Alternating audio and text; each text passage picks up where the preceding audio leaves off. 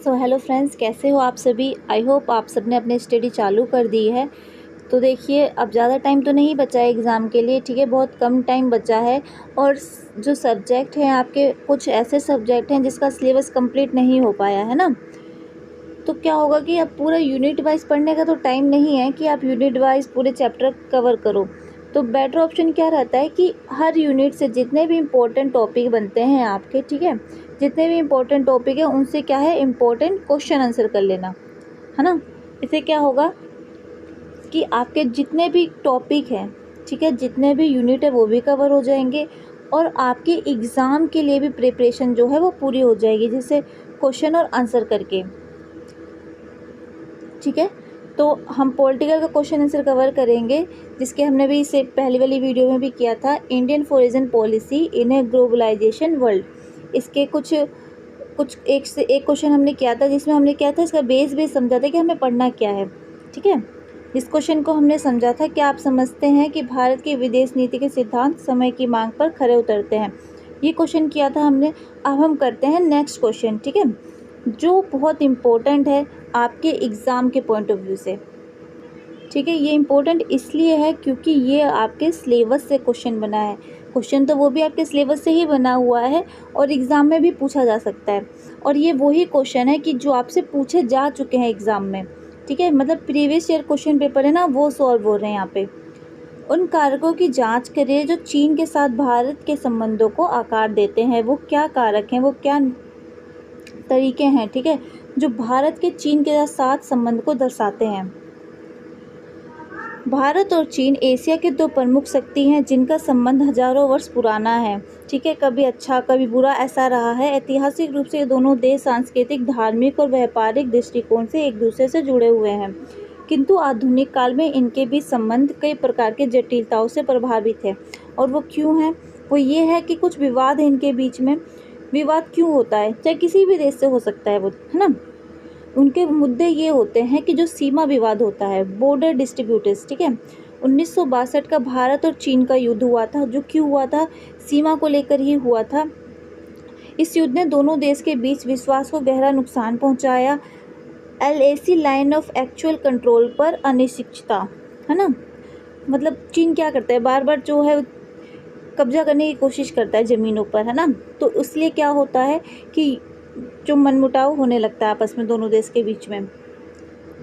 दोनों देशों की सीमाओं की अलग अलग व्याख्या तनाव का कारण बनती है। गलवान घाटी का संघर्ष 2020 का भारतीय सैनिकों की शहादत ने द्विपक्षीय संबंधों में नई दरारें पैदा कर दी थी। आर्थिक संबंध भी है, व्यापार का घाटा है। भारत का चीन के साथ भारी व्यापार घाटा है। चीन से भारत में इलेक्ट्रॉनिक मशीनरी और खिलौना बड़ा आयात में आता है, ठीक है। देखते होगे कि बहुत सारे जो टॉयज़ होते हैं वो क्या होते हैं, मेड इन चाइना होते हैं। जो स्मार्ट गैजेट भी ज़्यादातर होते हैं वो भी क्या होते हैं, मेड इन चाइना होते हैं, जो टिकते तो नहीं है ज़्यादा दिन, पर क्या होते हैं, थोड़े से सस्ते होते हैं, इसलिए लोग ज़्यादातर वही चीज़ें खरीदते हैं। तो ये कहाँ से इम्पोर्ट होता है, ये होता है चीन से इम्पोर्ट। चीनी निवेश और आत्मनिर्भर भारत। भारत ने चीनी ऐप से प्रतिबंध लगाए और FDI नियमों को सख्त किया। मतलब अच्छा है ना कि आपको अपने देश में बने हुए जो चीज़ें अपने देश में बनती है उसे ही यूज़ करना चाहिए। अच्छा है बैन है, पर पूरी तरीके से बैन नहीं हो पाया अभी कुछ चीज़ें, है ना। रणनीति और सुरक्षा संबंध। चीन पाकिस्तान गठबंधन। चीन पाकिस्तान आर्थिक गलियारा परियोजना भारत के लिए एक रणनीति चुनौती है। क्वाड और इंडो पैसिफिक रणनीतियाँ। भारत अमेरिका, जापान और ऑस्ट्रेलिया के साथ मिलकर चीन के विस्तारवाद को संतुलित करने की कोशिश कर रहा है। सीमा पर सैन्य निर्माण। दोनों देशों की सीमा पर सैन्य तैनाती लगातार बढ़ रही है, ये भी एक कारण होता है। भू राजनीतिक प्रतिस्पर्धा, ठीक है, जो ज़मीनों के लिए कंपटीशन वगैरह होते रहते हैं इन लोगों में आपस में। एशिया में प्रभुत्व की होड़ है। दोनों देश एशिया की राजनीति और व्यापार पर प्रभाव चाहते हैं। बहुपक्षीय मंचों पर भागीदारी। ब्रिक्स, SCO और G20 जैसे मंचों पर दोनों देश की मौजूदगी कभी कभी सहयोग तो कभी कभी विरोध की स्थिति पैदा करती है। मतलब कुछ ऐसे जो प्रस्ताव होते हैं जिस पर दोनों की सहमति नहीं होती, तो क्या होता है, आपस में थोड़े बहुत विवाद हो जाता है उस पर। अब ऐसा तो नहीं है कि बिना सोचे समझे अगर वो कोई भी प्रस्ताव रखते हैं तो उस पर हामी भर दी जाए ना। तो उस पर क्या होता है कि जब किसी का उस पर कोई देश आता उस पे क्या कहते हैं एग्री नहीं करता, तो उस टाइम पे क्या होता है, दोनों के बीच में थोड़ा सा विरोध हो जाता है। जल संस्थानों पर टकराव है। ब्रह्मपुत्र नदी पर नियंत्रण।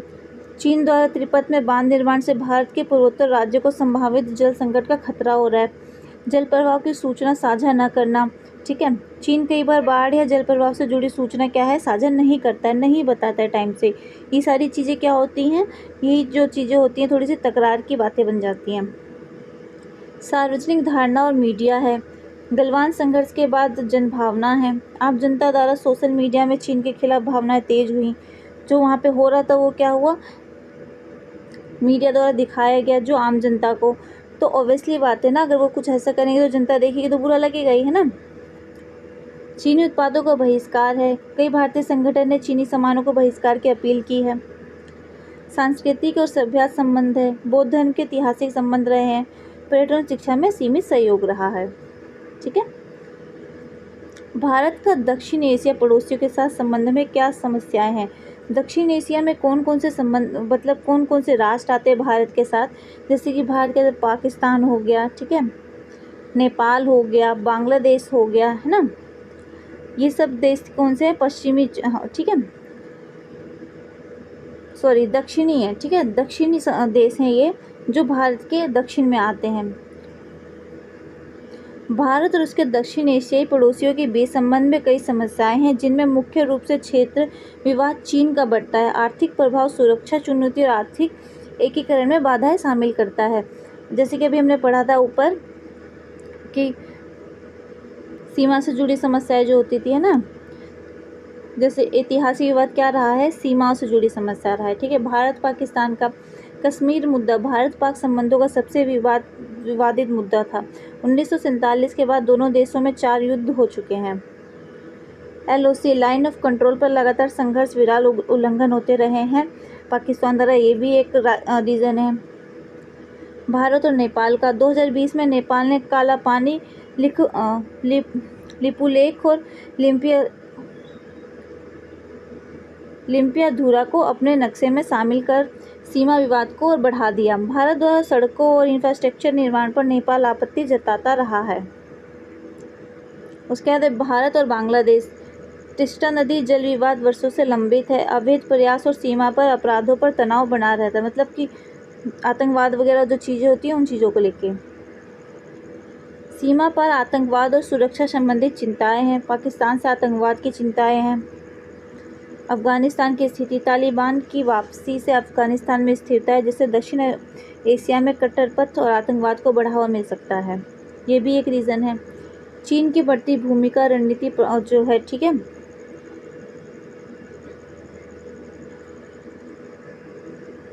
आर्थिक असमानताएं भी हैं। भारत का आर्थिक और सैन्य आकार इससे पड़ोसियों से बहुत बड़ा है, ये भी एक कारण है। भारत द्वारा लिए गए निर्णयों को कुछ पड़ोसी हस्तक्षेप की तरह देखते हैं, जैसे नेपाल या श्रीलंका में। इससे परस्पर विश्वास की कमी बनती है। मतलब कोई डिसीजन भारत लेता है तो वो क्या कहते हैं कि इसको हस्तक्षेप मानते हैं, इसीलिए क्या होता है, थोड़ा सा ये भी एक रीज़न बन जाता है। क्षेत्रीय सहयोग संस्थाओं की निष्क्रियता है। भारत द्वारा शुरू की गई ये संस्था भारत और दक्षिण एशिया देशों को जोड़ने का मंच है, लेकिन भारत पाक तनाव के चलते 2014 के बाद से कोई शिखर सम्मेलन नहीं हुआ। संगठन निष्क्रिय पड़ा है और इसका असर क्षेत्रीय सहयोग पर पड़ता है। ठीक है, जल विवाद और संस्थानों का बंटवारा है। भारत और बांग्लादेश का, जैसे कि अभी हमने पढ़ा था, तिस्ता नदी का जल बंटवारा है ना। बंगाल की राजनीति पश्चिम बंगाल राज्य इस समझौते को प्रभावित करती है। भारत नेपाल का है, कोसी गंडक जैसी परियोजनाओं में बाढ़ नियंत्रण, जल उपयोग को लेकर असहमति। भारत पाकिस्तान में सिंधु जल समझौता, ठीक है। आंतरिक राजनीतिक स्थिरता और भारत विरोधी राष्ट्रवाद, इसमें नेपाल भारत की नीतियों को लेकर वहां की सरकार और मीडिया अक्सर विरोधी रुख अपनाते हैं। और श्रीलंका में तमिल मुद्दे और भारत द्वारा LTTA के खिलाफ समर्थन और फिर आर्थिक संकट में चीन से मदद लेने की वजह से भारत श्रीलंका से संबंध प्रभावित हुए हैं। मालदीव हो गया, इंडिया आउट अभियान तो भारत विरोधी भावना को दर्शाता है, हालांकि हालिया सरकार द्वारा भारत समर्थन मानी जाती है। ठीक है, अवैध प्रशासन और सामाजिक प्रभाव भी है। जिसमें सीए नागरिकता संशोधन अधिनियम और एनआरसी राष्ट्रीय नागरिक रजिस्टर ने भारत बांग्लादेश संबंधों को प्रभावित किया है। श्रीलंका से तमिल शरणार्थी तमिलनाडु में इनका मुद्दा राजनीतिक रूप से संवेदनशील रहा है। ओके, ये क्वेश्चन जो है बहुत इंपॉर्टेंट है, दोनों आपके एग्जाम में पूछे जा सकते हैं, क्योंकि यहीं से आपके क्वेश्चन बनेंगे एग्जाम में, कुछ बाहर से नहीं आएगा, आपके सिलेबस से ही तो पूछा जाएगा ना, तो ये आपके सिलेबस से ही क्वेश्चन बने हुए हैं। ठीक है, इंपॉर्टेंट क्वेश्चन। और भी क्वेश्चन हम नेक्स्ट वीडियो में डिस्कस करेंगे। बाकी आप कमेंट करके ज़रूर बताओ कि वीडियो कैसी लगी आपको, और अगर कोई और सब्जेक्ट कमेंट करना है आपको जिसका सिलेबस रह गया है तो आप हमें कमेंट कर सकते हो। साथ ही आप हमारा टेलीग्राम चैनल ज्वाइन कर सकते हो। ठीक है, लिंक आपको डिस्क्रिप्शन में मिल जाएगी, वहाँ आप हमारा ग्रुप ज्वाइन कर लो, वहाँ पे आप डिस्कस कर सकते हो, हमसे भी डिस्कस कर सकते हो, साथ में स्टूडेंट से भी डिस्कस कर सकते हो। हमारा व्हाट्सएप ग्रुप ज्वाइन कर लीजिए। ठीक है, बाकी मिलते हैं नेक्स्ट वीडियो में। Okay, thank you.